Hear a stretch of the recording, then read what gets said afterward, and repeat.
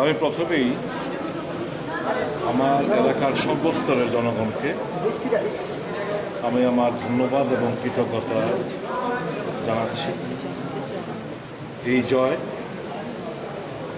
কংগ্রেস দলের কিংবা সুদীপ রায় বর্মনের না, এই জয় ৬ আগরতলা বিধানসভা কেন্দ্রের জনগণ।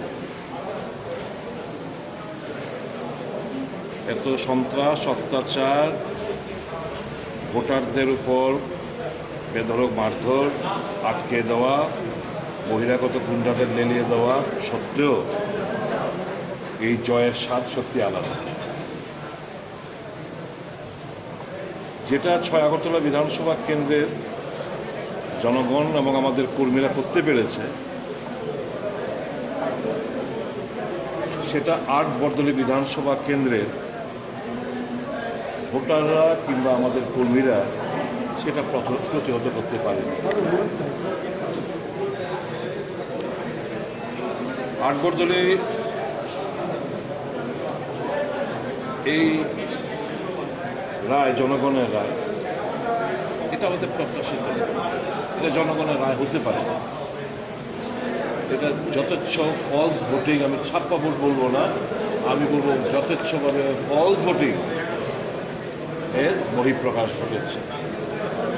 মানুষ আটকে রেখেছে, যেখানে কংগ্রেস প্রভাবিত এলাকাগুলোতে মানুষ আটকে রেখেছে, যেখানে ফরওয়ার্ড ব্লক কিংবা বামপন্থীদের প্রভাবিত এলাকা, ওখানে এদের আটকে রেখেছে।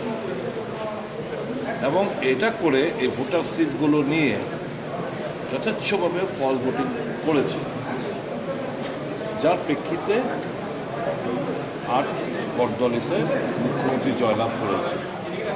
হিসাবটা উনিও জানেন।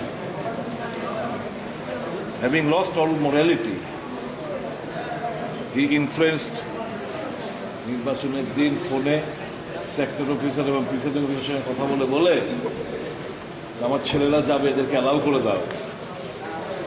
আমাদের কাছে সে প্রমাণও রয়েছে, যথাসময় সেগুলো ব্যবহার করব।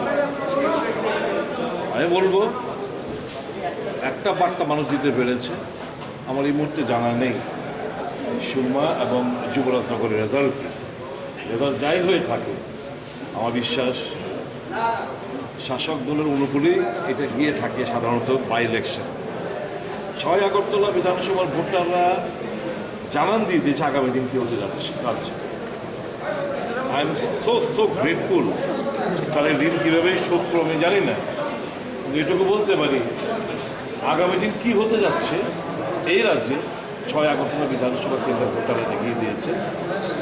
একটু প্রতিহত মনের সাহসকে ভোটার যদি এগিয়ে আসে, এই রেজাল্ট হবে সারা রাজ্যের জন্য। মানে আমরা we are very very happy যে কংগ্রেস এই রাজ্যে আবার ঘুরে দাঁড়াচ্ছে। কংগ্রেস মানুষের কাছে একটা গ্রহণযোগ্যতা নিয়ে মানুষের কাছে পৌঁছচ্ছে এবং আগামী দিন কংগ্রেসের নেতৃত্বেই এখানে একটা গণতান্ত্রিক শান্তিপ্রিয় একটা ধর্মনিরপেক্ষ সরকার আমরা গঠন করে দেখাব। সেটাই তো বললাম it will give energy and dividend in the coming days for the Congress party.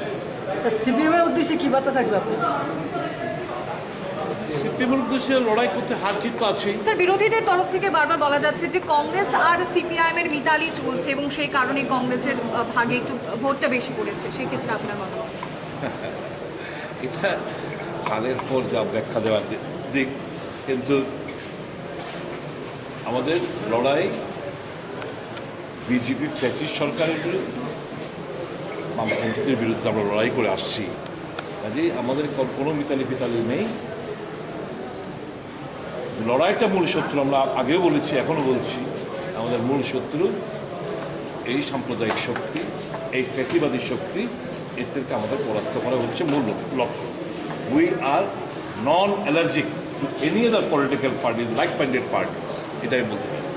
এটা যদি কেউ এখন বলে যে এটা মিতালি, লেট দেম, এটা এই ধারণার বসে থাকুক, আমাদের ভারী বয়ে গেছে। আচ্ছা, দ্বাদশ বিধানসভায় কংগ্রেসের কোনো ক্যান্ডিডেট ছিল না, এবার আপনি হচ্ছেন, আপনার ভূমিকা কী হবে বিধানসভার ভেতরে বাইরে? আপনারা এতকাল কী দেখেছেন? শাসক দলের হয়ে তো যখন জনবিরোধী কোনো সিদ্ধান্ত নেওয়া হয়েছে, আমি তো প্রতিবাদ করেছি। My voice will be for the people of my state, irrespective of whichever party I belong. Ashis দা কিছু বলবেন?